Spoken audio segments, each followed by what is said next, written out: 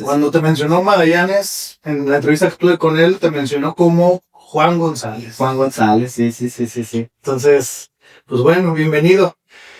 A partir de la conversación que tuve con Alex, me llamó mucho la atención porque yo ya ubicaba a tu hermano, a ti no te conocía realmente, pero ya que te mencionó y me puse a buscar, encontré ya más cosas y dije, mira, puede ser interesante tener la charla y conocer esta perspectiva, pues, porque por algo te mencionó Magallanes, ¿no? Ya. Pues mira, muchas gracias por la invitación, César.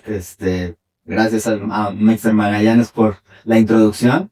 Y sí, pues, digo, ¿qué te platico? Como en tema... ¿Cuál fue el inicio? ¿Por qué elegiste dedicarte al diseño? Ok. Supongo viene de la familia. Okay. ¿Qué sucedió? La infancia, no sé. Sí, ¿Eres el típico de que te gustaba dibujar? Fíjate que no, o sea, creo que en tema de dibujo manualmente me esfuerzo demasiado por tratar de hacerlo bien. No creo que sea una característica innata como tal. Hoy en día lo intento más con herramientas digitales como con un iPad y con ese tipo de cosas, cuando ahora de pronto proyectos de branding que requieren algo más manual y que se sienta más cercano lo uso. Pero realmente no es mi fuerte. Yo creo que de entrada, yo estudié comunicación, soy egresado de la licenciatura en Ciencias de la Comunicación por el ITESO, egresado ya casi, como 12, 15 años. Esa es mi escuela, estudié comunicación. Siempre tuve, pues desde chavo, ¿no? Como mencionaba, mi hermano es Sergio González de parte del colectivo Dogma, del colectivo Hematoma, su proyecto Dogma Studio. Y pues creo que siempre tuve esa influencia también, ¿no? O sea, aparte de las influencias familiares, de alguna manera llegó a impactarlos a los dos. Sí. O sea, digo, tengo que ser como muy honesto y siempre me ha llamado la atención tanto lo visual como la música, como lo sonoro, ¿no? Te puedo decir que extrañamente haber estudiado comunicación me abrió las puertas a entender el mundo desde la perspectiva no solo visual, porque al final hay cuestiones sonoras, hay cuestiones de movimiento, hay cuestiones de redacción, de investigación, que me ayudó. En un momento a veces no entendí por qué estudié comunicación, ¿no? Cuando siempre ya tenía como estas puertas abiertas con mi familia, con Sergio, por así decirlo. Yo creo que fue como un poquito ir contra la corriente, el no querer ser como una réplica de mi hermano o llevar esa sombra de mi hermano me ayudó a mí como a tomar una decisión y llevarlo hacia la comunicación.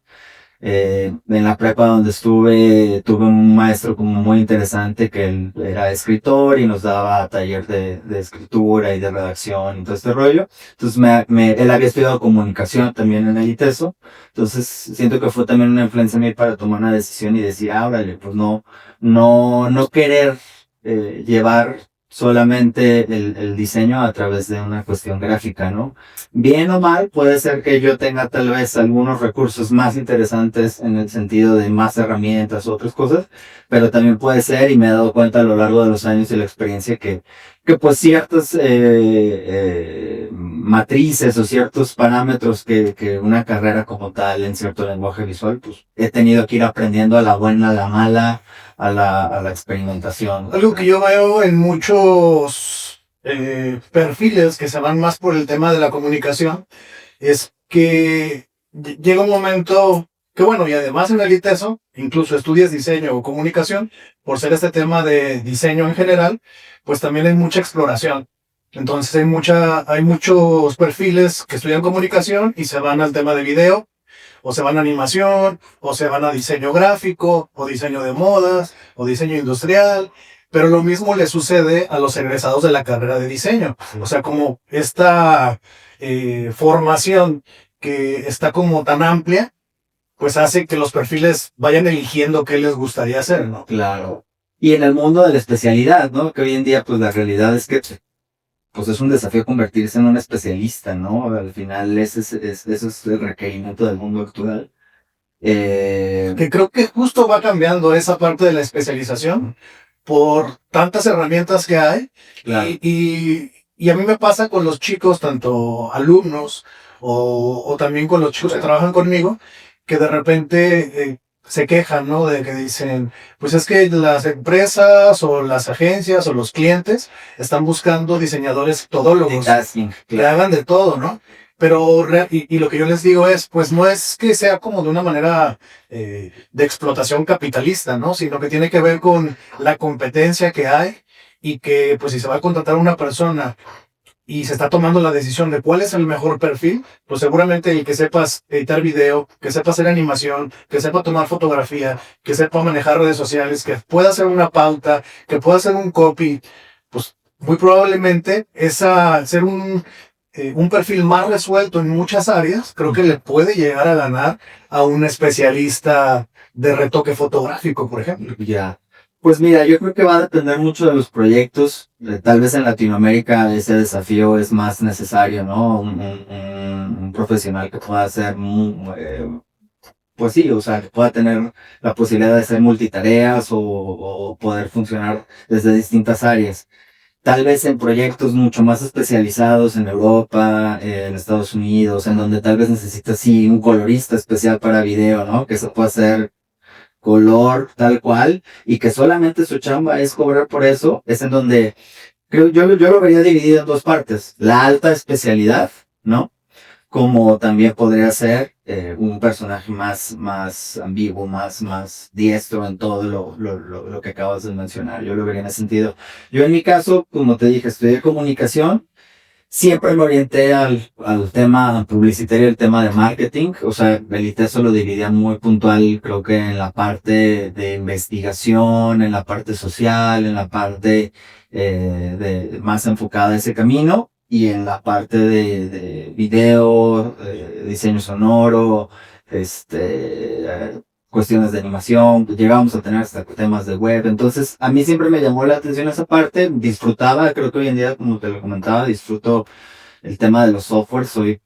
Puedo decir que tengo como una cierta adicción a esa parte, de pronto tengo una lista impresionante de softwares instalados, que hay muchos que ni siquiera uso o he usado un 10%, otros con los otros me he clavado, me gusta experimentar. Hace poquito, hace tal vez 3 años comencé a picarle al Blender, ¿no? Hace 5 empecé a probar Cinema 4D. Entonces, y ahí tengo mis cosas, mis pininos, que incluso yo puedo decirte que ya hay cosas que he hecho para proyectos que los he puesto que han resultado bastante bien. Y que la clave está también en aprender, en entender tus posibilidades, llevarte a un límite, o sea, tú mismo llevarte a esa parte de presionarte, de llevarte a una catarsis y encontrar un resultado en ese sentido, ¿no?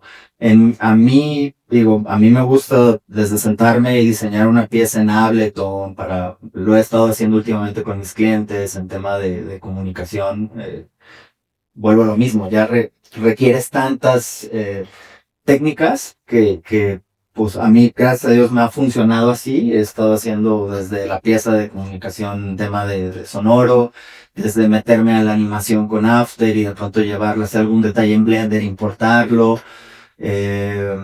Adobe tiene un chorro de herramientas, ¿no? Por ejemplo, Dimension es una herramienta bien interesante de Adobe que te permite texturizar, trabajar con 3D y después llevarlo al After y hacerle la animación tradicional con puntos y demás, ¿no? Pues me queda claro que te gusta experimentar. Machín. O sea, digo, con inteligencia artificial, pues también, ¿no? O sea, hay miles de cosas que son muy interesantes, ¿no? Ahí está Eleven Labs, por ejemplo, que también es muy interesante para trabajar voces, que puedes, yo creo que esa parte en donde la gente empezamos, porque me siento que en algún momento lo he percibido así, donde tenemos miedo a si vamos a estar desplazados o no por una inteligencia artificial o una tecnología, por así decirlo. Pues yo creo que no, yo creo que la clave está en apoderarnos de ellas y cómo le damos la vuelta, ¿no? Yo te puedo decir que hay muchas cosas en mi trabajo, no muchas, pero me apoyo sí o sí en todas las herramientas que pueda hacer, ¿no? Sí. ¿Y qué fue lo primero de lo que te apoderaste y empoderaste para tener tu primer trabajo saliendo de la universidad? ¿O qué fue? ¿Hacia dónde te llevaste? Pues yo como que, o sea, me acuerdo mucho como que en algún momento me di cuenta que sabía diseñar, ¿no? O sea, como tal, que sabía solucionar un póster, que sabía solucionar un logotipo, que sabía, entre que lo había llevado en las distintas materias de Viteso, como también este acercamiento con la gente relacionada al diseño en la ciudad, me llamaba la atención y, por ejemplo, en alguno de los podcasts tocaba ese tema de Manifesto, el festival, ¿no? Pues yo era el chavito que era el del audio, ¿no? O sea, yo estaba arriba del antro este que fue ¿cómo se llamaba este antro? Bueno, donde fue el antro, pues, operando este rollo, porque me gustaba estar cerca de esa parte, relacionarme, porque me interesaba, porque el trabajo de estudio monitor estaba bien chido, entonces, pues era el morrito que estaba ahí chingando de, oye, explícame cómo es esta padre, me gusta aprender, creo que hoy a la fecha soy así, ¿no? O sea, me gusta acercarme a la gente que está haciendo cosas interesantes, porque al final, pues si existe una posibilidad donde puedas aprender, es súper importante. Y entonces te acercaste a los estudios, o sea, ese fue tu acercamiento más que, no sé, buscar, por ejemplo, entrar a una agencia de publicidad, o irte a una imprenta, o sea, tu tema fue emprendedor desde el cielo. No, o sea, siempre, o sea, eso fue una parte, ¿no? Eso fue una parte que me ayudó como a mí a forjar y a darme cuenta que tenía habilidades frente a los softwares y tenía cierto buen gusto y entonces entendía de tipografías, entendía de este rollo y empezaba a creérmela que podría dedicarme al diseño, ¿no? Estudiando comunicación. Y lo primero que hice, pues yo creo que algo que me ayudó mucho fue, primeramente, hablando del tema de diseño, pues estuve de internship en una agencia que se llama Abelard. Estuve tal vez 6 meses antes de entrar a la carrera de comunicación, ¿no? Ya desde antes de entrar a la carrera, yo ya tenía el chip de querer hacer o de este tema, ¿no? Te quería preguntar, ¿cómo fue tú como estudiante de comunicación acceder a posiciones de diseño? Porque para mí, o bueno, en mi proyecto, no me vayan a funar, pero yo la verdad sí filtro a las personas de contrato, pues que sí sean diseñadores, ¿no? Porque en algún momento cuando contrataba a alguien que estudiaba comunicación o que estudiaba otra cosa relacionada, pero luego se dedicaban al gráfico, me costaba mucho trabajo hablar de temas como retículas, figuras retóricas, cuestiones que están muy específicas al diseño gráfico. Entonces se me complicaba. Llegaba alguien de comunicación, por ejemplo, y como había tenido una formación mucho más integral, al momento en que le decías, oye, está bien, explícame tu pieza, pero ¿qué figura retórica estás utilizando aquí? ¿Qué retícula estás usando? Era como, no sé. No sabían explicarse. Ya. O no lo vi, o no lo hice, o Ya. no sabía que tenía que aprenderlo. Entonces, como que volver a capacitar de ese tipo de cosas en los tiempos de agencia a veces es muy complicado. Entonces, ¿qué tan complicado fue para ti acceder a posiciones de diseñador viniendo de una carrera de comunicación? Pues bueno, o sea, es como lo que te comentaba. Yo creo que la clave en cualquier cosa es ser lo más clavado posible. Entonces me tocó a la mala aprender, o a la buena, mala, como lo quieras ver, aprender desde retículas, desde grids, desde temas de pantones. O sea, me compré mi pantonera. O sea, fui haciendo todo lo necesario para aprender en cada reto, llevarlo. Y lo que me abrió la puerta en las agencias, o sea, solamente puedo decir que estuve en 2 agencias como tal y trabajando en algún tiempo con Sergio en Dogma Studio, pues creo que era mi portafolio, esa era la realidad. O sea, yo llegué igual, por ejemplo, incluso al internship, ya llegué con 2, 3 logos, 2, 3 postercitos que ya había hecho para clientes de amigos con los que había trabajado. Incluso me acuerdo que le hacía de pronto yo hacía intercambio de tareas en el ITESO, ¿no? O sea, de que si tenía derecho a la comunicación, pues de que neta a mí no podía con la parte de lectura y todo este tema, y tenía un amigo súper clavado y le decía, oye güey, pues yo te hago el póster que no puedes hacer para la clase de Photoshop y tú hazme mi ensayo, ¿no? Entonces ahí me daba cuenta, llegué a vender pósters, ¿sabes? O sea, dentro del ITESO así de que, oye, quiero otro póster para una fiesta. Me acuerdo que empezó mucho como por la parte de los flyers, ¿no? Ya estaba metido también en el tema de la música electrónica desde la época de Nopal Beat, de los inicios del Ban Américas, o sea, de todo este rollo me empecé a relacionar con muchos, o sea, con Pinto, con Balcázar, con todo ese mundo, pues llevamos años conociéndonos. Entonces, ahí también encontraba la oportunidad de generar lana, porque era de que, pues necesito un flyer para una fiesta. Entonces ya tenía, cuando yo llegué a ese internship, ya llegué a tener pues 2 o 3 pósters, 2 o 3 logos, 2 o 3 cosas. Entonces eso llamaba la atención para que una agencia como Abelard pues me haya dado la oportunidad de... ¿Y cuál fue la otra agencia? Después de eso termino, bueno, fueron 6 meses en Abelard y de ahí me meto a estudiar comunicación. Me aviento ya la carrera como tal, ahora sí que me enfoco en eso. A la par también estaba estudiando un diplomado en ingeniería en audio en una escuela del centro de aquí de Guadalajara, que también me agradó mucho la perspectiva en tema de diseño sonoro y demás. Y pues terminé casi la carrera, ya hasta el último semestre que empiezo a buscar ya chamba porque ya estaba con 4 o 5 materias y ya tenía como un poco más de tiempo y entré a una agencia que se llama 04. Ahí estuve, en ese momento estaba Pedro Clemo y estaba Rodrigo Noriega. Digo, Pedro, si lo llega a ver, pues súper saludos, es una muy buena persona, muy grande, ambos los dos, ¿no? Pero con Pedro creo que aprendí también muchos matices en tema de diseño, en tema de cómo perfilarlo. Ahí trabajábamos como células, tal cual. Casualmente ya éramos directores de arte los tres células y pimponeábamos con un copywriter que era Bernadette Aquino. Entonces hacíamos desde web, desde empaque para Perdura, por ejemplo, que era un cliente muy recurrente, Perdura Stone. Me tocó hacer campaña y video. Subcontratábamos algunos temas de animación, entonces ahí fue cuando empecé a conocer más tema de After y me empezó a llamar más la atención. Tengo que regresar porque previamente me fui a Argentina en intercambio en el último semestre de la carrera. En la escuela. En la escuela. Y ahí fue cuando me fui a Argentina con la finalidad de estuve estudiando en la Universidad de Buenos Aires, en la Universidad de Ciencias Sociales y en la Universidad de Diseño, que era cerca del estadio de River Plate.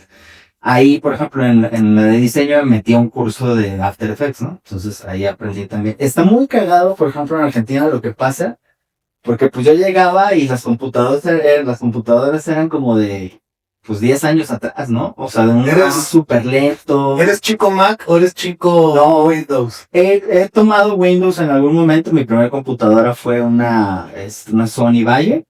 Pero de ahí, me moví a Mac y pues a la fecha todo lo uso con Mac, ¿no? Pero... Me llama la atención porque normalmente los que tienen perfil de música son súper Windows, ¿no? Porque pueden armar, bueno, al menos es mi perspectiva, ¿no? Sí. Que siempre dicen, pues quiero armar mi máquina y quiero ponerle no sé, que sea más rápida por esto, una tarjeta especializada para procesar aquello. Claro. Y por lo regular Mac, si quieres hacer eso, pues es más complicado, ¿no?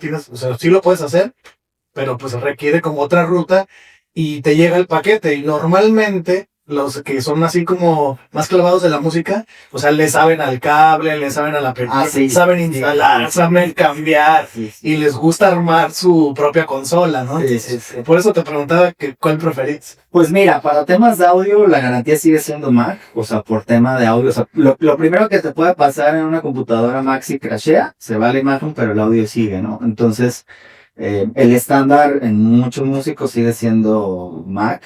Yo creo que hoy en día trabajar con una PC es elemental para hacer 3D, por ejemplo, ¿no? Para hacer cuestiones de video ya ni siquiera video, más un tema de Unreal, un tema de Blender, un tema de CGI, un tema pues, Cinema, yo creo que está hecho como para Mac, yo lo veo como un software de Apple, más que de Windows, pero eso lo empecé a descubrir hace poco porque tengo un gran amigo que es Guillermo José. Yo creo que él puede ser uno de los diseñadores que también no es un diseñador sin formación, o sea, no profesional, pero es un máster del 3D, ¿no? Con él he estado aprendiendo y me ha enseñado mucho a temas de Blender y demás, y él es Windows completamente, ¿no? O sea, te acaba de comprarse su 5090 nada más como ahorita para refrescar la máquina, ¿no? Ya.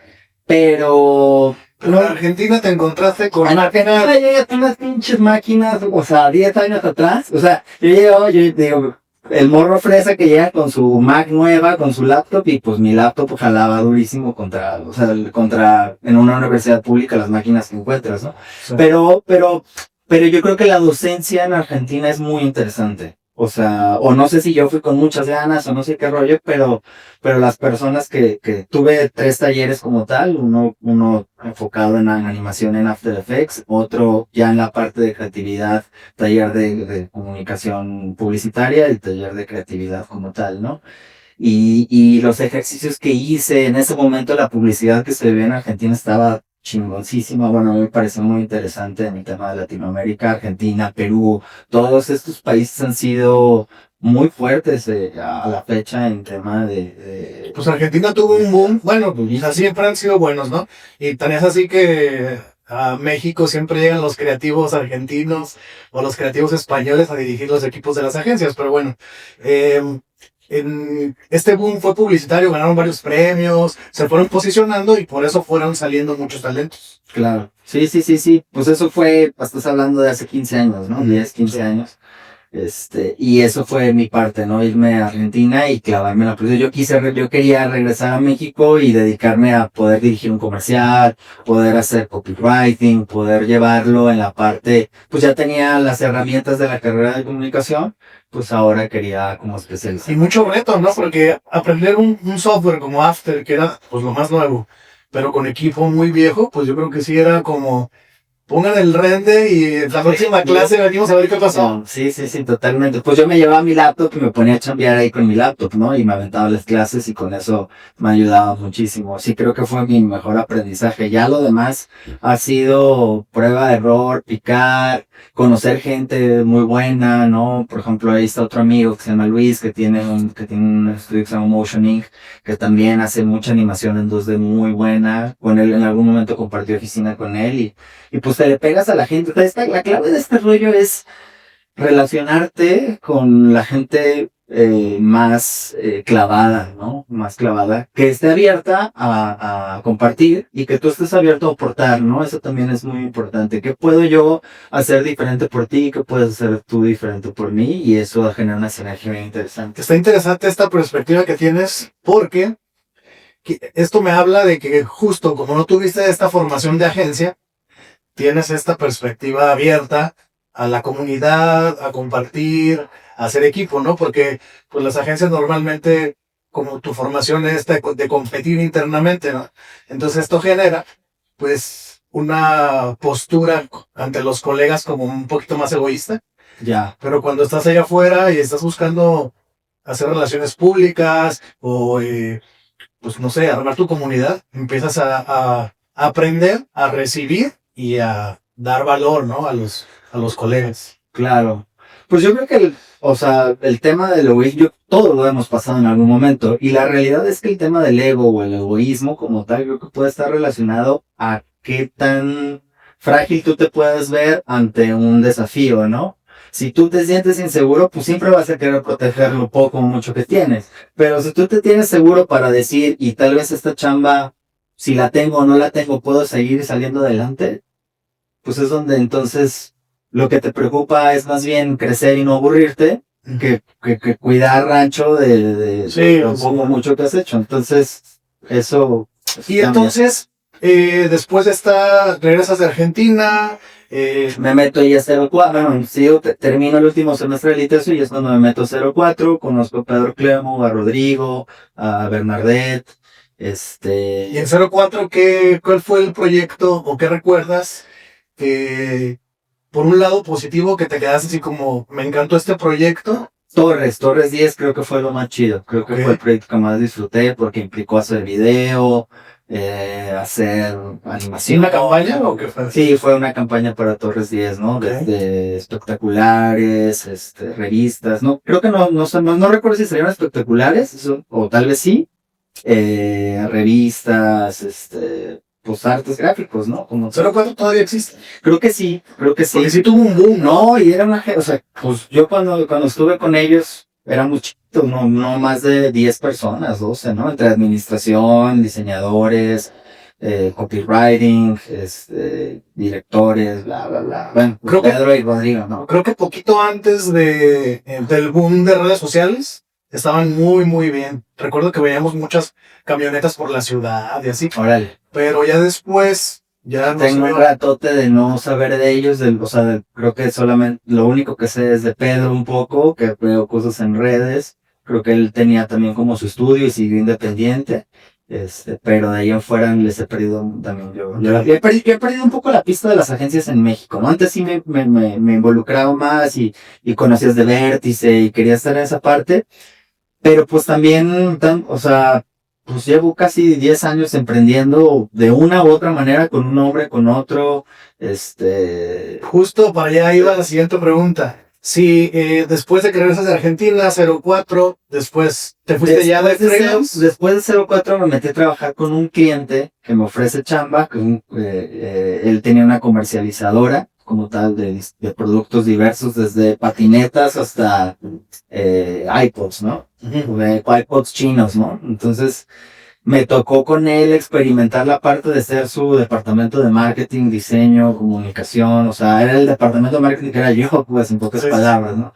Pero fue un desafío bien chido porque ahí empecé a entender un poco de cómo funcionan los negocios. Tal vez el ser una empresa tan pequeña me permitía a mí conocer el teje y maneje del negocio. Entonces, con él viajé a China, por ejemplo, fui a Shenzhen, fui a Hong Kong y fuimos a ver la producción de unas bolsas que se estaban haciendo, que se habían diseñado previamente aquí, o por ejemplo, marcas, ¿no? Como tal. O sea, el producto se compraba y lo que era diseñar la marca y ir a China a dar el seguimiento a las fábricas, a ver cómo se hace, ¿no? Entonces, pues conocer en ese momento cómo era una fábrica en Shenzhen, ¿no? Que hoy en día Shenzhen, pues es el número uno de tecnología en el mundo, ¿no? Ahí se hace iPhone, o sea, sí, ahora no sé con todo lo que está pasando, pero iPhone se hace en Shenzhen. Sí. Ahí está. Oye, y te interrumpí.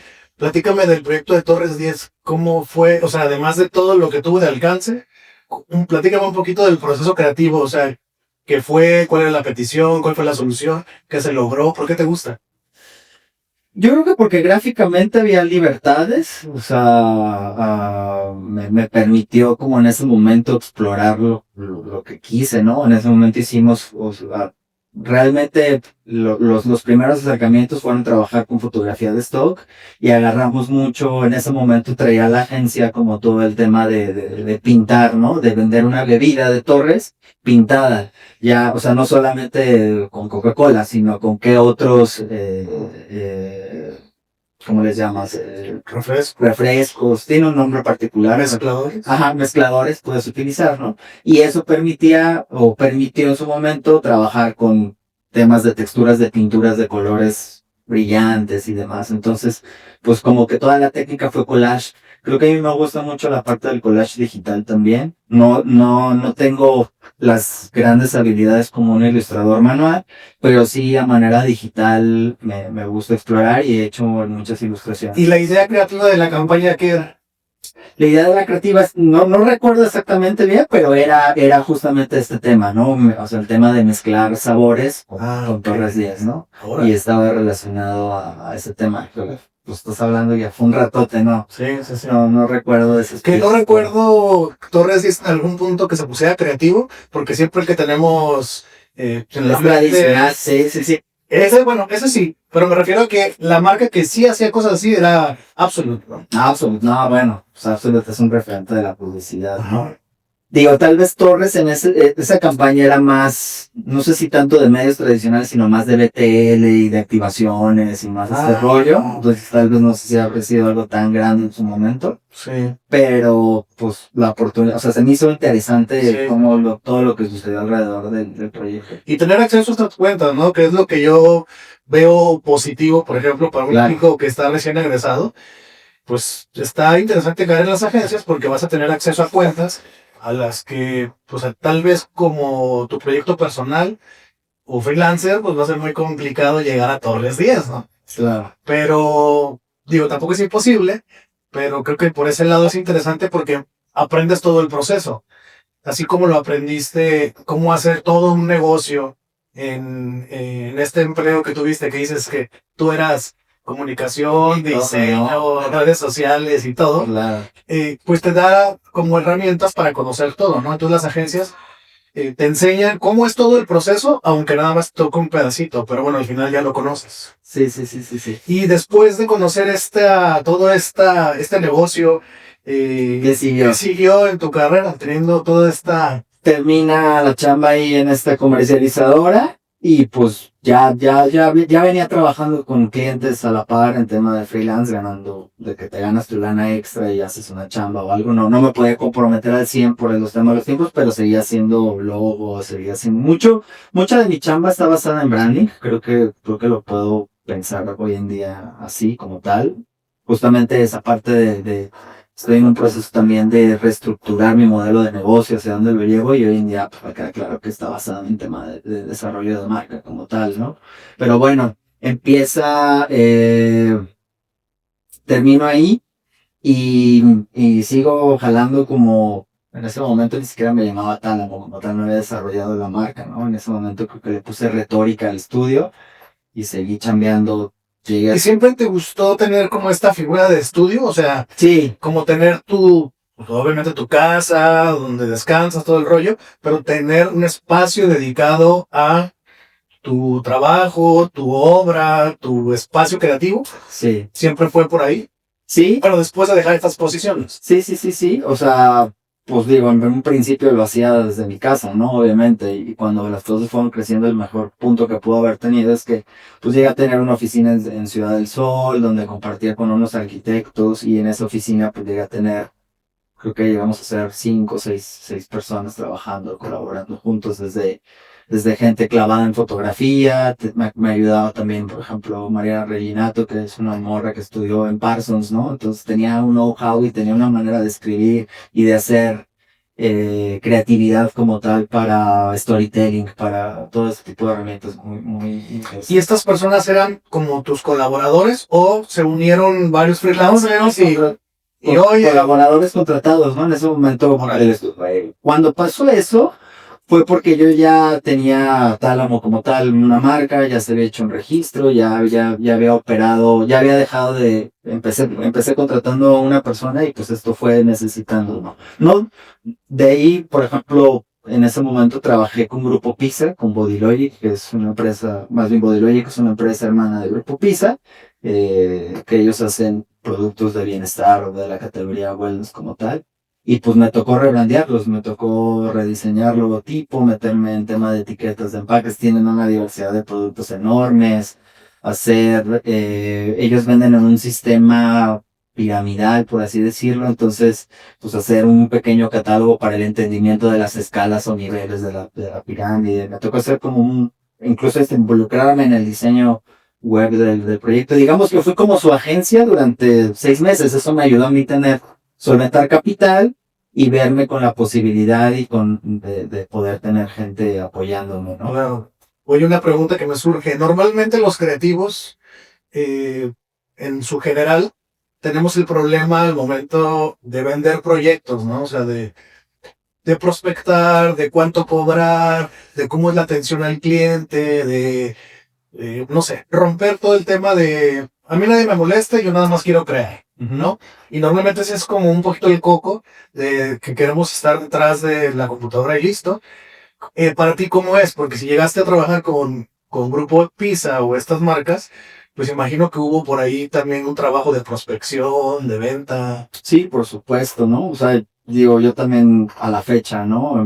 Me dejo de mover, deja de caer la chamba, esa es la realidad, ¿no? O sea, si tú quieres emprender y quieres crear un estudio y hacer una firma, pues vas a tener que entender que tienes que convertirte en un empresario, más allá de un diseñador. A mí me encantaría poder llegar ya a este punto, o es lo que prospecto en algún momento, pues, de dirigir. ¿Por qué? Porque al final si yo puedo dirigir, a mí me da más libertad y más tiempo para captar nuevos clientes, para crecer el negocio, para definir bien tú como marca, ¿no? ¿qué es lo que te hace diferente o qué es lo que me hace diferente a mí como Tálamo contra cualquier otro estudio, ¿no? Entonces eso justamente es lo que platicamos o lo que empezábamos a platicar, ¿no? El emprendedor tiene que tener esa capacidad no, no, de poder absorber todas estas necesidades que el negocio tiene. Yo te puedo decir que, por ejemplo, pues le he metido a LinkedIn para, por ejemplo, promover el estudio, le he metido a Google, he aprendido un poco de Google Ads, me he metido con Meta también, ¿no? ¿Y qué sucedió para que te dieras cuenta que si querías ser un diseñador con una cartera de clientes sólida o por lo menos que te diera la estructura para seguir operando, que tenías que convertirte en empresario? O sea, ¿qué sucedió? ¿Cómo te diste cuenta? Una de las primeras cosas creo que tiene que ver con que no lo tocaba, o sea, una es todas estas herramientas que tienes como para darte a conocer a gente que nunca ha sabido de ti, ¿no? Pero también las relaciones son súper importantes, ¿no? O sea, yo llegué a Bodylogic, al grupo Pisa, por una recomendación de que alguien vio mi trabajo, de lo que tenía y se fue dando y listo, ¿no? Entonces eso fue realmente una recomendación como tal. El portafolio es la clave esencial de este negocio. Un buen portafolio, un buen sitio web, posicionado, bla, bla, con todo lo que necesita el tema digital es esencial, ¿no? Tener presencia en editoriales, digo, hay gente que invierte esa parte, yo no he llegado a ese punto, pero es clave. Y así fue como llegué con Grupo Pisa, que puede ser tal vez uno de los clientes más grandes que he tenido la oportunidad de trabajar yo como tal en este tema de diseño. Sí, y un reto para ser líder, ¿no? Para tener un equipo de trabajo. Y saberlo vender, o sea, también llegas y las patas te tiemblan, ¿no? O sea, porque al final pues te enfrentas a directores, o sea, me tocó estar frente a se llama Estela Álvarez, que es la hija del señor Álvarez del Grupo Pisa. Entonces, pues me voy a tocar estar juntos con él para presentarle una idea, un logotipo. Yo, eso se lo aprendí a mi hermano, ¿no? O sea, él siempre me decía, tú tienes que verte y sentirte como el mejor. Porque si lo ves y te sientes como el mejor, tu proyección va a ser esa, ¿no? Entonces, pues yo iba muy seguro de lo que tenía. También me sentía seguro porque se había hecho una chamba muy bien hecha, bien estipulada. Teníamos temas de animación, o sea, ofrecía en ese momento, por lo menos, no sé si bueno o malo, pero un camino diferente. Y eso, cuando el cliente lo acepta y le da el valor, yo creo que a nivel marketing puede ser muy interesante, muy funcional. Y así es en donde he tratado de moverme con muchos de los clientes. Trato de ofrecerles realmente una perspectiva distinta en su mercado. O sea, tampoco es que esto es magia, pero sí creo tener un perfil y he tratado de orientar al estudio voy a creer en la palabra, pero es la realidad, a tratar de permearlo o crear comunicación disruptiva desde esa perspectiva. Pues es un muy buen enfoque porque al final, pues la estrategia de diferenciación siempre ha sido como, pues la que se busca, o como la ruta que no hay pierde, ¿no? Uh-huh. Porque normalmente hay otros tipos de estrategias comerciales que pueden ser más complejas, pues como robarle cierto porcentaje a una gran marca y decir, bueno, si para esta marca quitarle el 2% ya es un montón de rentabilidad para mí, pues entonces ahí buscas no ser diferente, sino ser igual. Claro, ¿no? claro. Entonces, bueno, dependerá de la estrategia, pero específicamente de la que tú hablas, me parece interesante porque también para los clientes que están buscando algo que sea muy diferente a lo que ya están acostumbrados a ver, llegar contigo van a darse cuenta que lo van a encontrar o que tal vez van a conectar muy bien, ¿no? Creo que esto tiene que ver mucho con la experiencia de trabajar mayormente con emprendedores que con empresas sólidas como tal, ¿no? Tengo el caso del Grupo Pisa o de Bodylogic, que es una empresa muy sólida con muchos años, pero la mayoría de mis clientes han sido emprendedores, ¿no? Gente que tiene ganas y que quiere y que tiene una proyección del negocio y que ya sabe que algo está funcionando bien, pues entonces me adentro a conocer su negocio, a estudiarlo, a ver cómo funciona el mercado en otras partes, en su categoría, y entonces ahí ofreces un servicio que puede ayudar a despuntarlo. No sé, ahorita soy muy diverso, estoy trabajando ahorita, por ejemplo, para unas tortillas, un proyecto de branding para unas tortillas, y justamente quiero eso, o sea, quiero realmente que no pase desapercibido desde la perspectiva de hacerlo completamente diferente a lo que ves en el anaquel, ¿no? Entonces, Claro. Ok, es, qué curioso, yo también estoy trabajando en un proyecto de una tortillería. sí, ok. Bueno, tortillería. Tortillería. Tú Ok. tortillas. Sí, son unas tortillas de harina de una purificadora de agua de Querétaro que se llama Jungans. Ok. Entonces van a sacar una línea de tortillas de harina. Ya. En este proyecto en específico de tortillas, justo también, bueno, creo que como diseñadores siempre tendemos a hacer algo diferente y hacer una propuesta pues que refresque un poquito a lo que ya se ve, ¿no?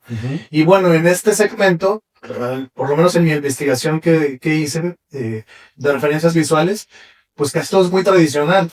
Claro. Y lo tradicional pues es un poquito a lo mejor como el tequila. ¿Cómo hago una etiqueta de tequila? Pues que parezca tequila.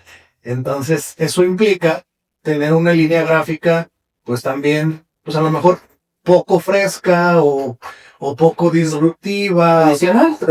Tradicional simplemente, ¿no? Pero bueno, ese es el reto, ¿no? Encontrar cómo comunicarlo. Yo creo que la clave está en antes de trabajar hacer un poco de análisis. Si te lo permite el proyecto, pues te claves primero en la parte de análisis. O sea, yo llego a esta decisión también no solamente por una cuestión estética. O sea, es porque el mercado, o sea, esto está apuntando sí al mercado tradicional, que al final ellos van a vender de canvaseo y van a llegar así como con el garrafón, también te van a ofrecer las tortillas y quien lo compra pues va a ser una ama de casa.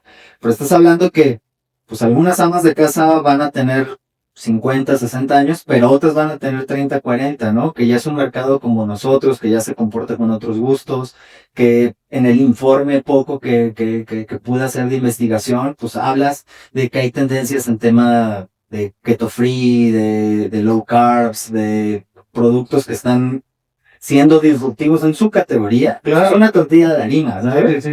Disruptivos en su categoría y abriendo a un porcentaje del mercado que está ahí, ¿no? Y que también algo con lo que yo me topé en mi investigación es que está a la baja todo el consumo de estos productos, ¿no? Bueno, las mías son de maíz. De maíz, claro. Las tuyas son de harina. Pero bueno, después de clavarnos en eso, después nos vamos a compartir los bocetos. Ok. A ver cómo va. También es de branding. Muy bien. Bueno, y entonces, algo que has mencionado en repetidas ocasiones, pero yo creo que ha sido, ha sido parte de tu vida todo el momento es la música. O sea, seguramente desde antes de estar en la carrera, a lo mejor en tus ratos de ocio, música. En la carrera, música. Tu primer trabajo, música. En la primera agencia, música y así. Entonces eso se ha mantenido a la par. La música siempre ha estado contigo en relación al diseño. Sí, ha estado yendo y viniendo en distintas etapas, pero sí, o sea, pues desde chavito empecé como con la parte de querer tocar como DJ, de experimentar esa parte, lo que te decía, me aventé un diplomado en tema de ingeniería en audio, entonces conocer también la sonorización en vivo, en sala, invertir con el tiempo en fierros, en sintetizadores, en interfaces de audio, en plugins, en softwares, conocer gente del medio, o sea, me he relacionado tengo un gran amigo como que es César Budiño, que es parte de Susi 4, y conocer artistas en el ITESO también. Creo que el ITESO es una institución muy cercana a mucho perfil relacionado al arte, relacionado a la parte gráfica. Entonces, por ejemplo, ahí conocí también a la gente de Technicolor Fabrics, que son ya una banda un poco más consolidada. ¿Y Hice visuales para ellos, por ejemplo. Ok. Entonces, Es justo lo que te iba a me preguntar. tocó hacer la parte visual. Eso me adentró un poco más en la parte de... Aquí en Chapultepec, el Bar Américas hacía una fiesta muy grande. ¿Te acuerdas que cerraban Chapultepec? Sí. Pues en algún momento me tocó ponerle visuales a Richie Houghton, ¿no? Que en ese momento usábamos mucho Arcados, que era un software para tema de visual y literal como lo que hace el DJ de mezclar una canción con la otra, pues el DJ es hacer esta mezcla de vida en tiempo real, ¿no? Que en su momento los que estaban muy fuerte en eso fue Estudio Monitor, ¿no? Pues tuve un monitor. Recuerdo que en las fiestas Richo, sobre todo, de la música, que se hacía el festival y cerraban, o sea, me acuerdo que en la escuela siempre era como, o sea, los que estábamos en el mundo de la gráfica y del diseño, sí iba a venir no sé qué DJ, pero íbamos a ver los visuales, ¿no? van a cerrar y van a estar los visuales de Estudio Monitor, vamos a verlos. Sí, sí, sí, sí. Entonces, pues ibas y a lo mejor no conocías al DJ o lo que fuera, ¿no? Pero estabas clavado viendo los gráficos y en su momento eso fue como lo que recuerdo en temas de visuales. Pero justo es mezclar la música con el diseño. Sí, sí, sí, sí, completamente, ¿no? Y en ese tiempo, pues digo, estaba estudio, lo hacía también Sergio, lo hacíamos juntos de pronto. Sergio incluso en algún momento estuvo de tour con Susi 4 como VJ mucho tiempo. Yo de pronto entraba en algunas fechas. Siempre estuvo como relacionado y conectado con esa parte. Yo creo que incluso el hecho de experimentar la parte de VJ, en algún momento lo hacíamos en un principio con galerías de video que comprabas en stock y mezclabas y de pronto animabas una tipografía de 2-3 leve, pero esa necesidad de verlo pues me llevó a quererme adentrar más en hacerlo, ¿no? En hacerlo manual, en hacerlo puntual. ¿Y cuál fue como el espectáculo que tú consideras como más grande en el que involucraste tus visuales? Digo, la Fiesta de la Música o Chapultepec, pero ¿hubo algún otro festival? Pues mira, yo creo que ahorita el proyecto más interesante fue el cierre que tuvo Susi 4 en el Vive Latino 2024. Hicimos, o sea, se hizo todo el álbum de música moderna, se hizo toda la parte visual, ¿no? O sea, fueron casi 60 minutos de animación, de video, entonces ahí se trabajó con motion graphics, obviamente algunas cosas con After, otros muchos detalles en Blender, loops, cosas que lo llevábamos, traíamos como todo el tema de querer darle como importancia y referente a la televisión que aparece en el álbum de música moderna, que es una televisión Panasonic como de los 70s. Entonces esa televisión queríamos que el visual demostrara que todas las historias de cada canción, de lo que podría pasar dentro de la tele, ¿no? Que sintieras ese feeling. Entonces, pues de pronto fue agarrar la televisión y mapearla y ponerle una textura de cristal para que pareciera una bola de cristal, porque la primera canción de Suicide Squad se llama Milton G.O. y suena muy disco y tiene mucha correlación a esa parte, ¿no? Órale, qué chido. Entonces, y estuvo bien chido porque pues fueron 60 minutos, pasó en streaming en ese momento en Amazon. Entonces, pues sí lo vio un buen de gente. Yo creo que fue una reacción muy positiva para César, para la banda como tal. Entonces, tocó el bajista de Café Tacuba un time con ellos. Entonces, creo que eso a nivel visual ha sido lo más fuerte. Qué chido, porque siempre nos preguntamos, ¿no? ¿Cómo se accede a ese tipo de proyectos, no? O sea, vas a los festivales, ves a la gente, son bandas que te gustan, ves los visuales y luego dices, ¿quién lo habrá hecho? Y nunca tenemos acceso a saber quién fue, ¿no? Sí, sí, sí. Y de repente ya en charlas como esto nos podemos dar cuenta de quién lo hizo. Yo la verdad no vi esa presentación, pero ahora sí lo voy a buscar, seguramente va a estar por ahí. Ah, sí, seguro, hay varios material. Pues mira, yo creo que la puerta es buscarlo. Obviamente a mí me funciona que pues llevo muchos años de relación con César y pues ahí fue en una plática, oye, voy a estar en el Vive Latino. Y le dije, ¿qué onda? Pues vamos chambeando, yo tengo la parte visual. Entonces viendo las necesidades del proyecto. En ese proyecto invité a Guillermo Cosío, que es el personaje que te hablo. Y juntos nos aventamos, pues, 60 minutos de animación es un tramo, o sea, No, sí. yo creo que es más demandante que hacer video como tal, video Sí, lineal. claro, sí. Entonces, sí fue un mes de chantaje. Es un reto que es muy común en esas presentaciones, en ese tipo de presentaciones de conciertos, loops, ¿no? O sea, de repente. Es que justamente eso fue lo que recurrimos. O sea, hicimos digamos, un catálogo de distintos loops, sobre todo para la parte 3D, porque para el tema de 3D tienes que contemplar en tus costos el tema de render. Entonces, si a nosotros nos iba a llevar 15 segundos de render, tal cosa, pues lo optimizábamos a lo que quisiéramos, ya sea una trompeta, ya sea, por ejemplo, utilizamos estos carros cubanos que son como los cocodrilos de Cuba, lo que utilizamos en una canción, o sea, un modelo de un carro de estos cubanos, lo utilizamos en la canción de El Rey del Beautiful, que trae sampleo de Pérez Prado, o sea, que justamente es esa parte, tú tienes que convertirte por lo menos en esa parte visual musical, pues, tiene que haber mucha correlación con lo que ves con lo que escuchas. Porque aparte, el reto, o sea, a mí César me entregó 10 pistas masterizadas, que así funcionan todos los shows del mundo, llámese Anima, llámese Afterlife, llámese. Ellos corren una pista y sobre la pista tocan instrumentos, tocan teclados, o canta Ceci, o canta alguien, ¿no? Entonces, esas 10 pistas, pues a trabajarlas visualmente, ¿no? Y íbamos contra reloj porque de pronto César todavía no tenía las pistas finales. Entonces, pues era hacer, no logras hacer que todo esté en una sincronía, pero sí la bondad de la animación es que, pues mientras que entres en 4/4 se siente integrado, ¿no? Por ejemplo, lo hicimos con la canción de Conciencia Latina, que está muy a flor de piel, estaba pasando, o llevamos muchos años ya pasando en este tema, todo el tema de Obrador y todo este rollo. Lo que yo quería demostrar con esa canción era, pues, darle importante que la gente despierte. Imagínate cuánta gente está en el Vive Latino, ¿no? Es una gran oportunidad para decir despierta, ¿no? Y eso es lo que intentábamos visualmente con lo de Conciencia Latina. Había de pronto partes del visual que hablaba de temas de secuestros, o sea, ciertos copies que aparecían ahí, o de pronto una nota de periódico que hablaba del tema del agua, ¿no? En Guadalajara y en México Claro. como tal. Entonces, era esa parte. Y cada visual fue, pues, literal, una interpretación de la historia de cada canción, de cómo... Claro, Ayuda mucho que yo conozco mucho la banda, claro. conozco a Nopal Beat, o sea, he sido fan del proyecto, creo que ha sido también para mí una inspiración para hoy en día también dedicarme a la música, entonces, pues conocerlo ayuda mucho. Y tocaste un punto que me parece súper interesante de mencionar o platicar. Mencionabas, cuando vas a tener 3D, hay que considerar los costos. Normalmente en el mundo de la música, muchos hablan de, pues con mi amigo no sé qué, que me hizo los visuales y pues me está haciendo el paro. O tengo otro amigo que hace video y me hizo el videoclip porque pues me hizo el paro.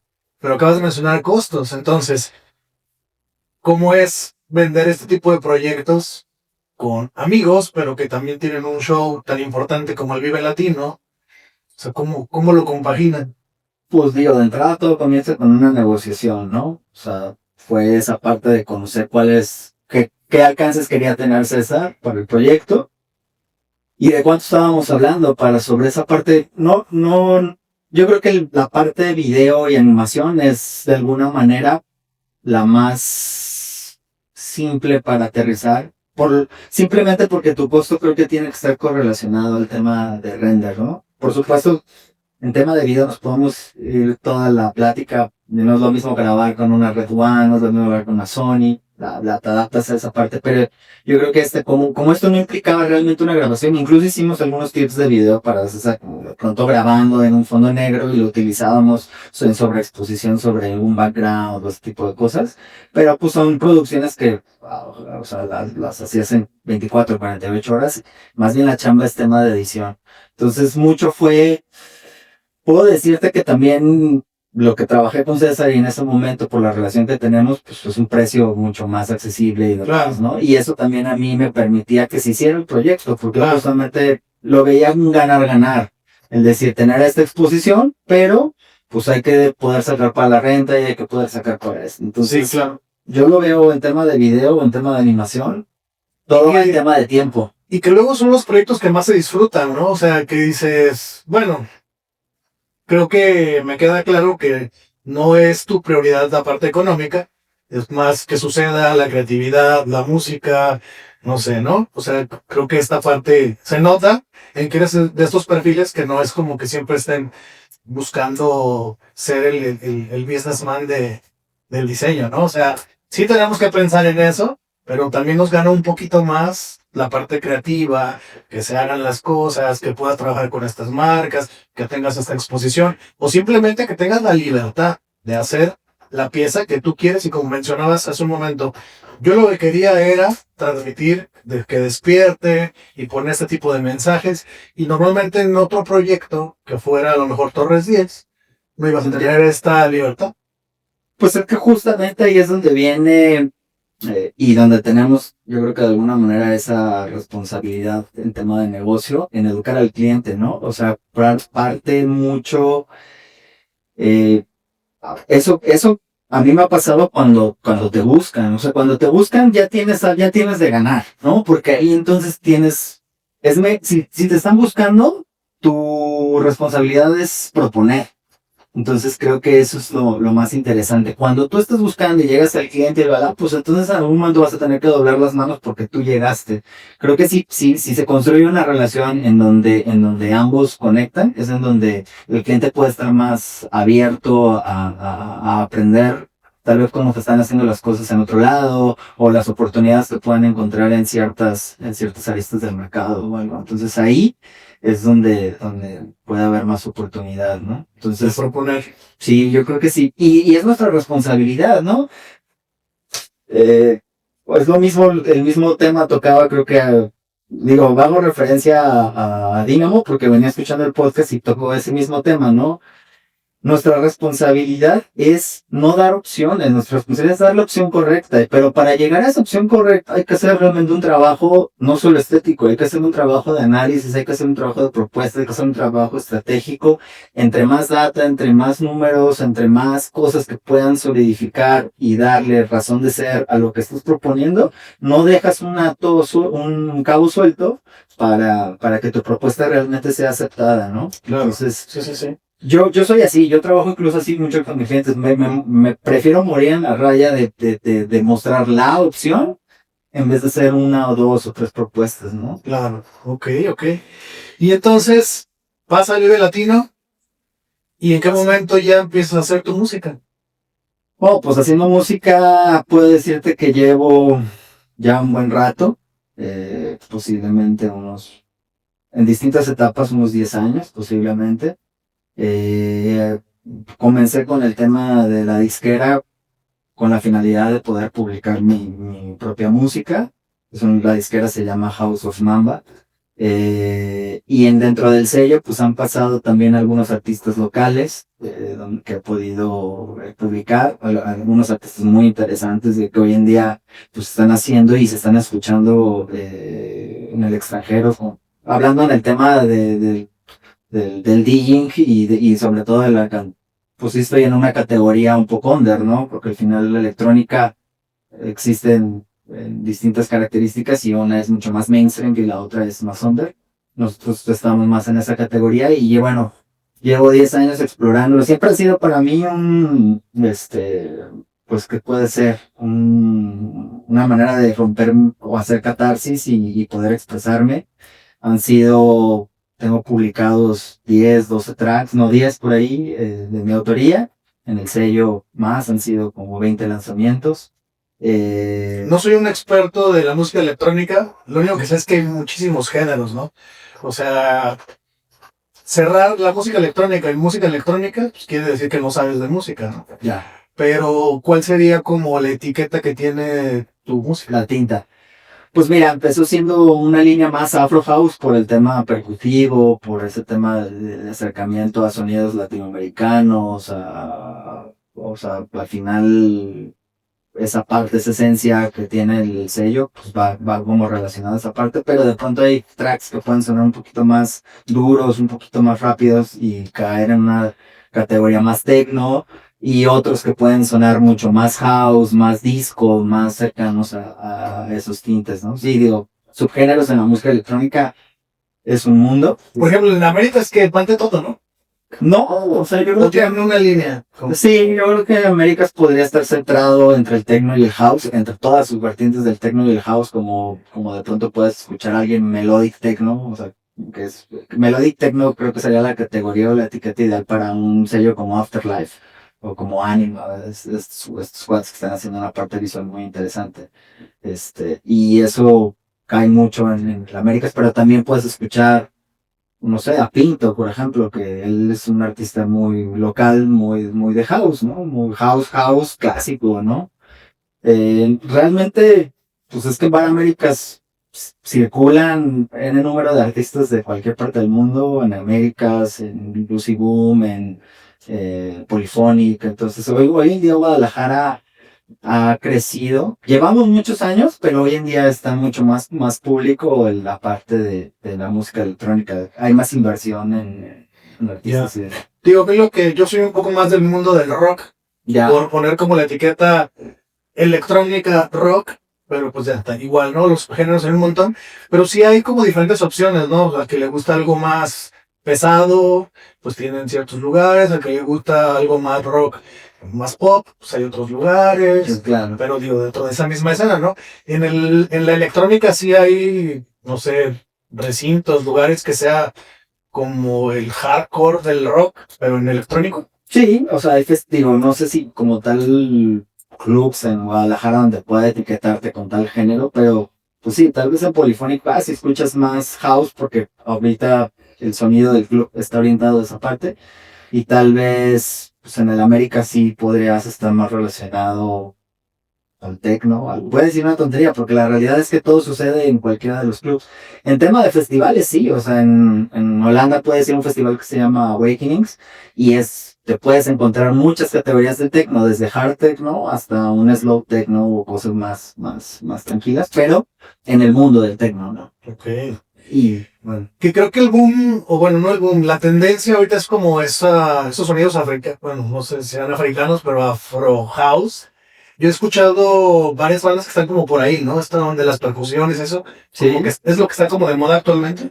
Pues sí, no me gustaría hablar de más porque ahí como que me voy a quemar como DJ. La realidad es que la chamba del DJ es justamente hacer digging, ¿no? Proponer, ¿no? No, o sea, el mejor DJ no es el que toca la canción que esperas, es el que toca la canción que no esperabas conocer, ¿no? Y que te llama la atención y te conecta, ¿no? Entonces la parte de la investigación en el digging que es súper importante. Pero sí, pues ahorita es un referente, lleva ya rato siendo un referente del Afro House en colectivos de música como Kanye Music, que no son unos alemanes que llevan extrañamente alemanes. Es que ese boom yo lo veo en muchas cosas. O sea, el boom latinoamericano, yo lo he visto en el diseño, lo veo en la gastronomía, lo de la música electrónica ya lo había topado, no me acuerdo en qué. Sí, sí, sí. Digamos que la música electrónica puede ser o se ha convertido en un buen mezclador, ¿no? Así, o sea, la esencia de muchos tracks, house, que pueden estar categorizados dentro de ese género, pues también puede ser una mezcla de una buena vocal de reggaetón con una esencia de house, o también puedes escuchar rolas indie, techno, que pueden ser un buen guitarrazo con una buena voz que podrías hacer alusión a Depeche Mode o artistas con este tipo de sonido, Sí, sí, sí. pero llevados al techno. Al final, la electrónica en general se presta mucho a mezclarse con cualquier tendencia cultural, ¿no? Sí, Entonces, sí, sí. sí. Pues qué interesante. Entonces, bueno, retomando el mundo del diseño. Yeah. ¿Y tu disquera qué? O sea, si mezclas la parte de diseño, Por supuesto.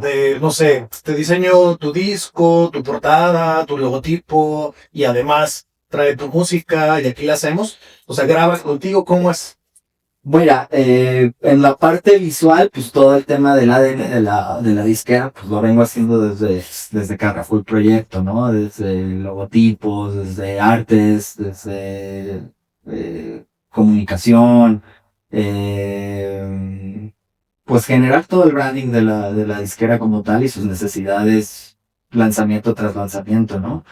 Llevo haciéndolo como tal con distintos artistas. El artista ya llega con un producto. Muchas veces lo que sucede es que el último paso, que es la masterización, a veces sí la hago directamente yo en el estudio o la mando a hacer o como sea. O hay artistas que han estado colaborando y que ellos de pronto hacen la parte de masterización para el sello, pero toda la parte gráfica pues ha sido meterle animación, meterle arte, rebrandear la marca a lo largo desde el inicio a la fecha, hacer fotografía, ¿no? De pronto fotografía para los artistas. ¿Qué se llama Tálamo? Tálamo como tal es una glándula que tenemos en el cerebro que funciona como un receptor, ¿no? Es un receptor que todos tus sentidos, llámese el tacto, llámese la vista, llámese el sonido, cualquier sentido, esta glándula lo recibe como un receptor y le indica al cerebro, actúa de esta manera o interprétalo de esta manera. Entonces, yo lo veo como en el diseño justamente como eso es realmente cómo funciona, ¿no? Veo cómo funciona el mercado y entonces lo capitalizo o lo llevo hacia donde va la marca a través de los sentidos, ¿no? Como tal. Okay. ¿Y es el mismo nombre para lo del diseño y lo de música? Sí, sí, sí, sí, sí. Justamente lo fui haciendo a la par y no sé, no me quise meter en tantas broncas de hacer un registro. Otro, realmente el registro está hecho para el estudio de diseño. No he terminado de registrar man. Debería de registrarlo como músico. Pero pues nada más es otra categoría, tampoco es tanto rollo. Sí. Más bien el tema es pagarlo. Sí. Pero como tal, pues sí. O sea, siempre lo quise adoptar de esa manera. Ok. ¿Y actualmente, qué estás haciendo? ¿Qué es lo que de toda esta historia, de toda esta construcción de tu perfil profesional, actualmente qué es lo que estás haciendo?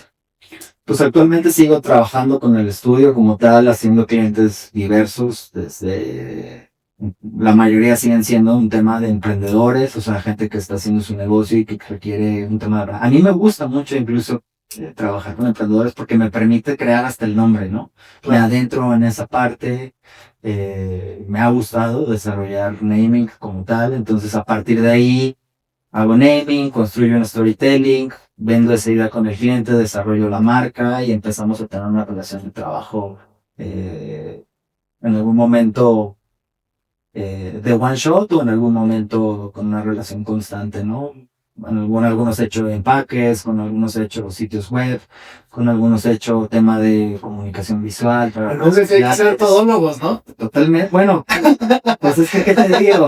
O sea, todólogos, pero sí, o sea, pues especialistas de todo, ¿no? No Pues sé. sí, bueno, eso podría ser otra. Porque pues también, o sea, creo que sí hay un estándar tan alto allá afuera. Sí. Que también entregar una animación mal hecha y un buen logotipo, pues, puede carecer, ¿no? Sí, es que creo que sí, me quedo con la idea del ser especialista en todo, a lo mejor.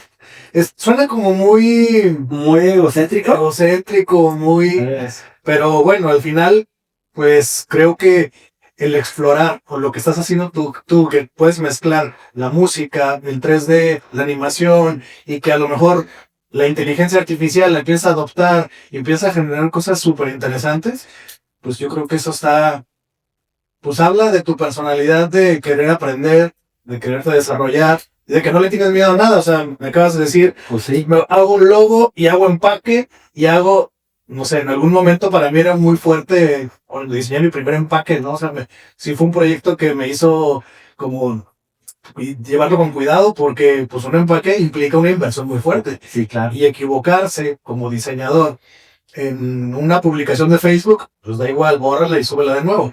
Pero cuando ya es un empaque que tiene que cerrar bien, que es un diseño tridimensional y que además el mínimo de producción son 10,000 o 20,000 piezas, pues ahí sí, a mí por lo menos sí me temblaron las piernitas. Sí, no, yo creo que a todos, y te metes en broncas y las arreglas y ves qué rollo y experimentas y bla, bla. Por supuesto que tienes que ser responsable, ¿no? Al final esto es un negocio y es un negocio tanto para ti como para tu cliente, entonces tu cliente te está buscando porque quiere ganar más. Esa es la realidad en todos los clientes, sean emprendedores, empresas grandes. Los que quieren es ganar más. Entonces tu responsabilidad tiene que ser en que tus recomendaciones, en que tus proyectos tengan que estar bien cuidados, en que justamente lo que recomiendes tenga que ser solamente actualizado, o sea, tenga que estar muy actualizado, sí, pero también tiene que ser muy rentable, ¿no? Entonces, claro, entras en todo este juego y pues sí, o sea, si la palabra es esa, ser un todólogo, pero responsable, ¿no? O sea, claro, que tu trabajo sea de buen nivel. Creo que a mí,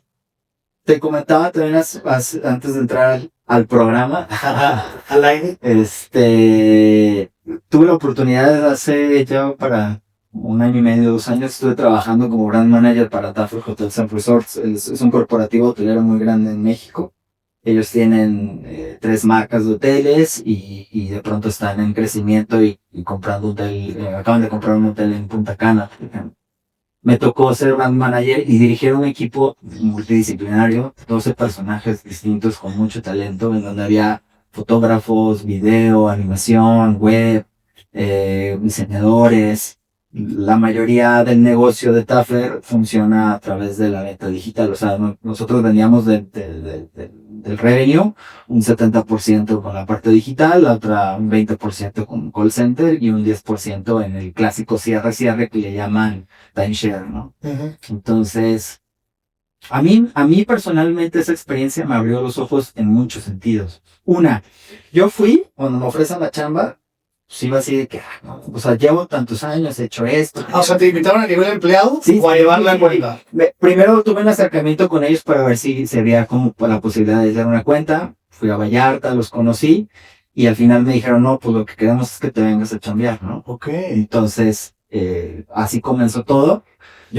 Para mí fue irme a vivir a Vallarta, estuve 6 meses allá, un poquito más de tiempo. La realidad es que yo lo vi siempre en ese sentido. Me voy Sí, sí, es muy aventado.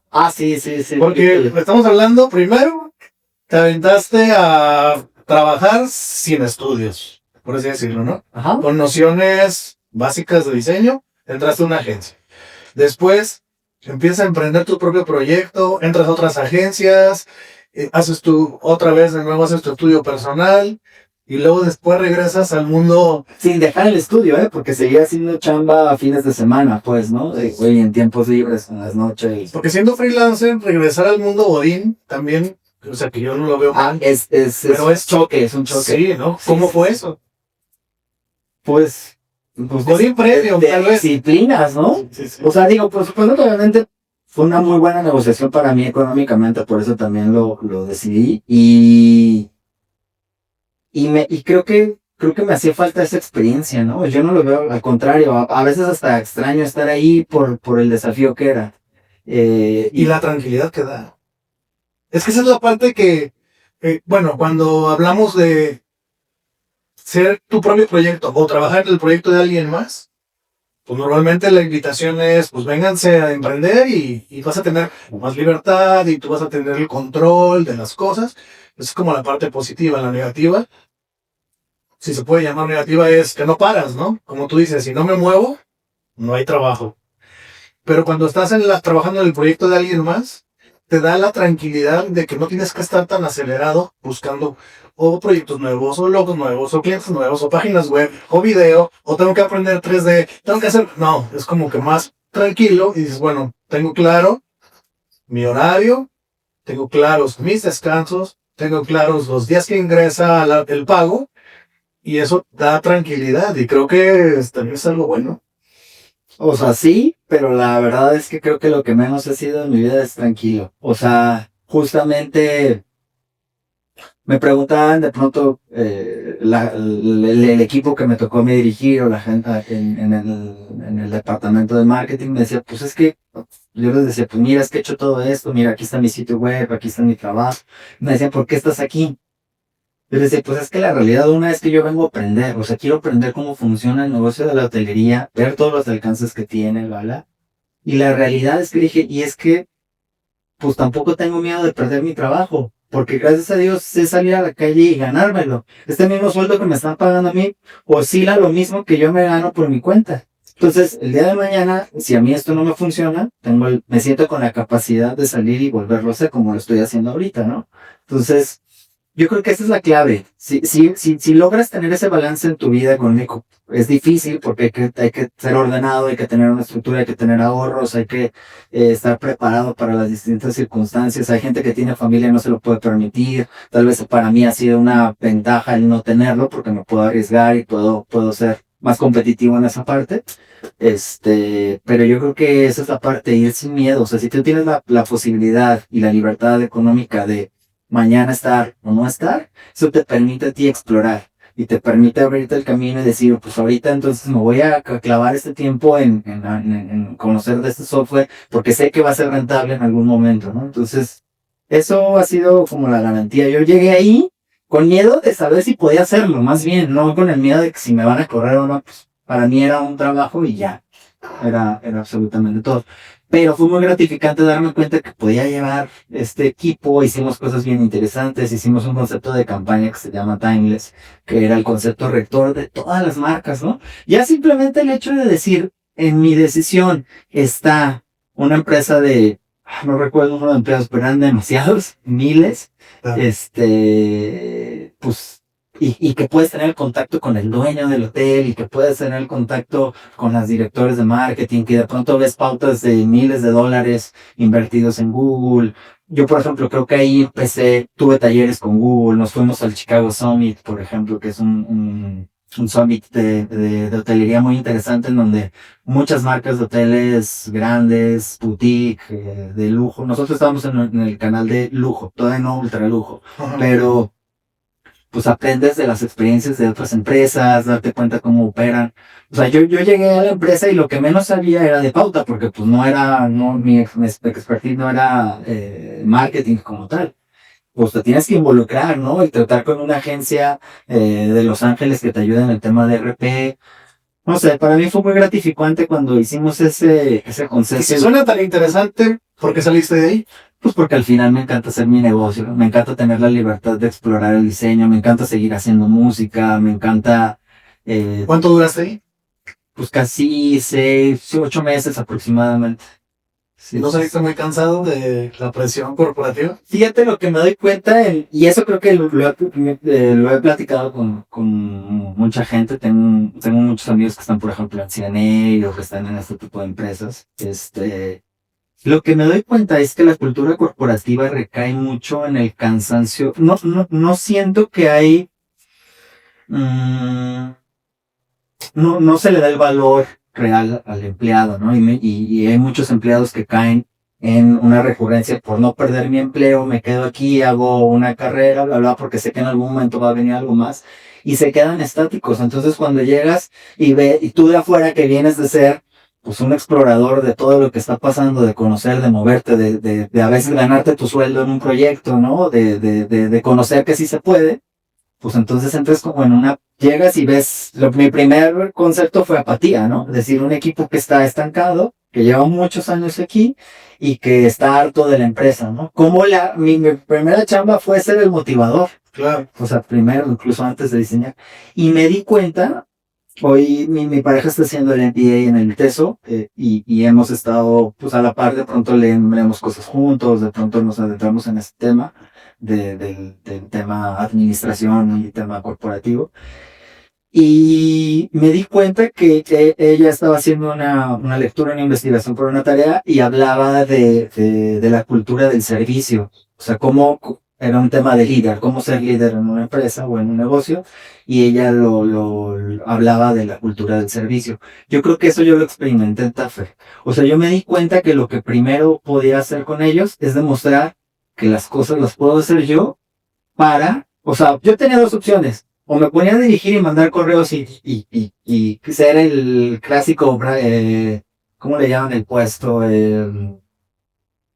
Pues, ¿Manager? ajá, exacto, el clásico manager de chingar gente y entrégame esto y de aquí a allá y ser así.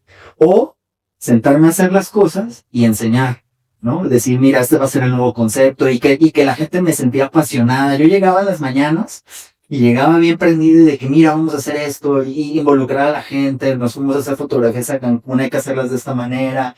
Dar y dar y dar y dar, para que entonces en ese sentido la gente piense que aportas más que le quitas, ¿no? Y no te conviertas en el jefe que le caes mal, sino al contrario, le haces sinergia. Entonces yo siento que eso me ayudó mucho a haberme ganado como la gente en ese sentido. Pues terminé yéndome con amigos en lugar de salir peleado y al final renuncié. Eso fue lo que hice, ¿no? Yo me fui de ahí. Y lo que te diste cuenta es que las empresas no voltean a ver Sí, eso, exacto. el ambiente, la Exacto, cultura. exacto, ¿no? Y de pronto pueden ser temas ya basta más de política. Se siente una política interna en los corporativos muy grande, ¿no?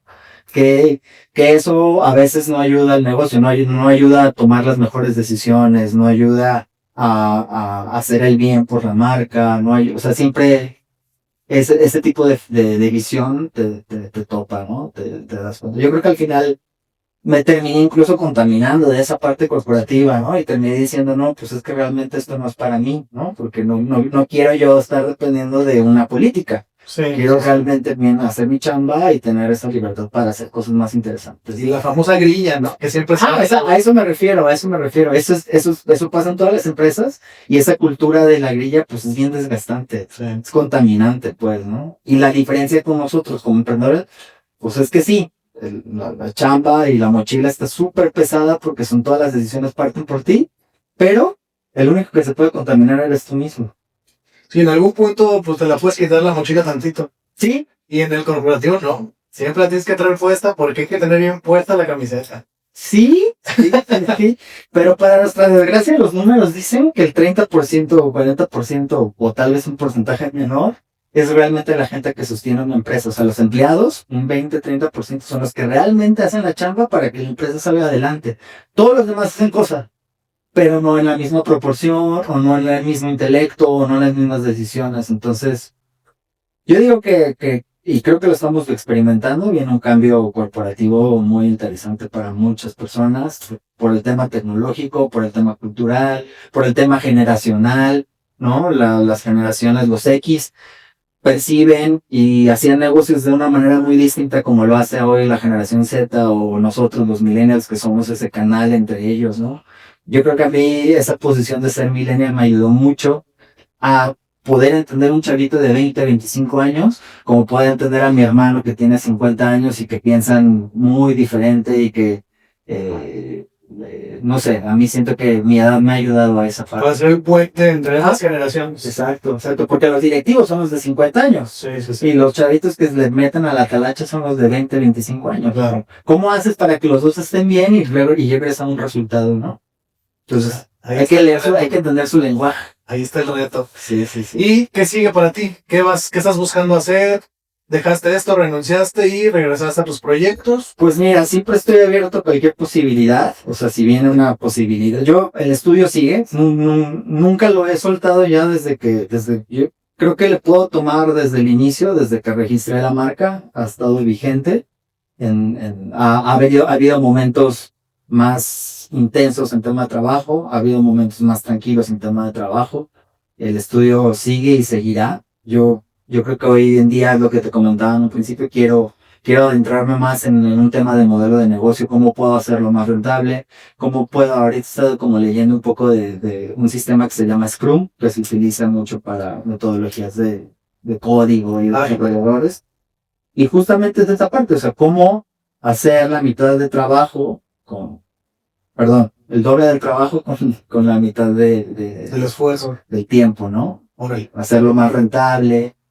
Por ahí he estado estudiando algunos, no sé, hay diseñadores, freelancers, estudios que están haciendo, por ejemplo, en Estados Unidos, un cuate que está promoviendo un sistema de suscripción de diseño, ¿no? Que me he estado tratando como de investigar cómo operan, no solo en México, sino también en otras partes, el modelo de agencia o el modelo de estudio de diseño. No quiero caer en esa parte de la agencia, creo que lo interesante del diseño es poder siempre estar involucrado y materializarlo. Cuando ya pasa un punto, o de verdad eres un as para poder crear una empresa y poder estar involucrado en todo momento, o se pierde, ¿no? O se pierde esta calidad, o se pierde tu filosofía hacia dónde quieres llevarlo. Entonces, mantenerlo boutique, pero con la capacidad de respuesta, ¿no? Eso es lo hacia donde lo quisiera llevar. Ok. Es un reto interesante esto que mencionas del modelo de negocio, como de tener suscripción de diseño. Ese modelo lo tienen los desarrolladores. O sea, de hecho así es como trabajan. Sí, por horas. Porque no pueden, o sea, un proyecto para desarrollar, por ejemplo, Uber o un software del que tú quieras, pues es muy complejo cotizarlo a una entregable, ¿no? A anticipo y no sé qué. Tienen que ser contrataciones mensuales con igualas a mucho tiempo. Porque no sabes realmente cuánto va a llevar.